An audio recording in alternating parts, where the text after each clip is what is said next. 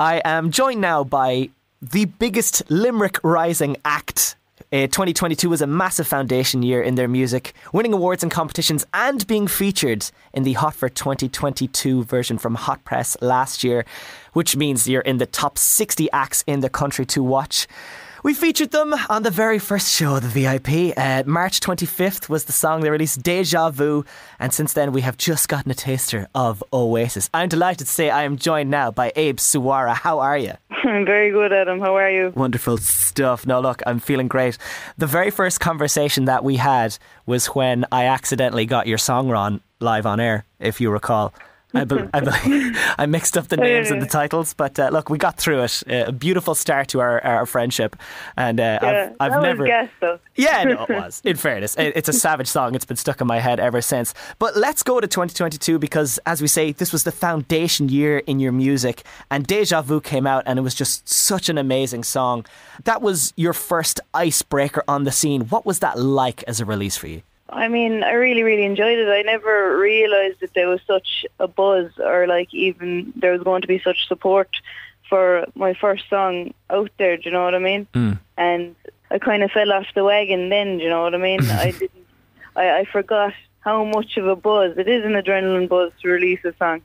And I realise from Oasis as well, it's another fire up the bum, you know what I mean? To keep on going, and keep releasing, because I realise that I have support behind me and people do want to hear my music, so it's brilliant to have people supporting around me. And actually now doing gigs, people seem to know some of my songs and sing lyrics back to me, which is amazing. Oh, for sure. No better feeling in the world. And especially, as you say, when your first release was received so well, because I know for a lot of acts, that's the nerve-wracking thing, you know, and then like, especially if it goes well, there's almost that upload anxiety of like, oh God, I hope, you know, my next song is as good as this one. But as you say, there was a gap, but that's fine because we ended up waiting for Oasis that came out just 2 weeks ago, was it? I released it on my birthday, the 12th of January. Oh, happy birthday. Yeah. I didn't know that. Lovely birthday present to myself, yeah. Yeah, exactly. Fantastic. All right, well, happy birthday. How was it for you as a release? Because the music video we will definitely get to, but as the single to release, how did it feel getting back out there into the music scene? The support seemed to have been there right away from the get-go. To be honest, I was completely blown away. If I got support from Deja Vu, then Oasis was just triple, quadruple times that support from people I've made friends with in Limerick City, in the music scene especially. Everyone just sharing it, and it's just overwhelming, really. I couldn't have been happier with the release, and it's getting a good amount of plays, and Limerick papers and blogs are supporting me, and it's unreal, and other people around the country as well, like yourself. Oh, well, look, when the song is that good, it's kind of hard not to support it, because there's the consistent thing that was in Deja Vu and that's in Oasis, and it's your vocals. Like, they're just... It's so fresh, and it's your sound. I don't know another artist like you who is able to produce that sound, and you deliver it on such a good level. Like the lyrics as well, like Oasis just feels like this empowering scream to the void and to the world, just to be like, yeah, do it, you know. There's bad times and there's good times. For you as Oasis, what was kind of like the writing behind it? What was your inspiration for it? Because it feels like it was just so strong as a delivery. Oasis was, for me, when I write songs, I might get one good song, 1 in 50 songs maybe I write. And then there's just that one special song that comes along every so often.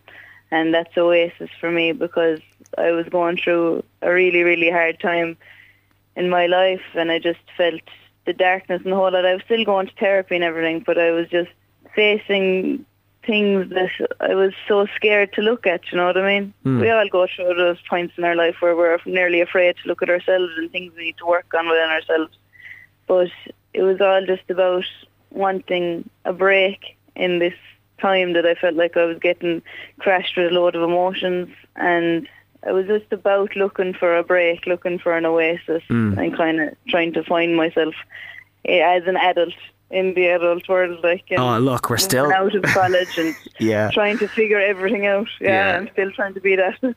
Oh, definitely. I mean, let me know what it's like when you find out being an adult. I'm still working on it myself. I think a lot of us are deep down. We're still working on how the big world works. But look, the great thing is that, as you say, it was delivered, and it feels like the song itself feels like an oasis for anyone who's going through that as well, which I think is a beautiful connection to be able to make through music and through lyrics. But let's talk about the insanely badass video that you brought out last week for the music video. For anybody who haven't seen it, it essentially features Abe like just looking insanely badass. I can't think of a better word. Just like walking around with like a shovel looking for anything, and then like under a waterfall at one point and rocks, and then like in this room with what looks like, I guess, lyrics written on the wall or notes.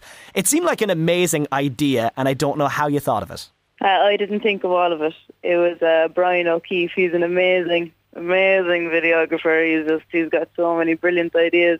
And he's got the eye for like really striking shots. So yeah, like you were saying, his dad actually helped build this big prop of a box, and we used his brother's maths book and tore up all the pages and stick them all around.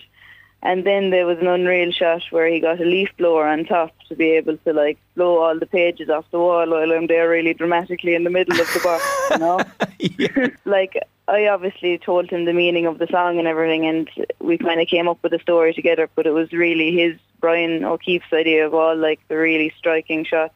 And to go to the waterfall up in Donegal, Largy Point.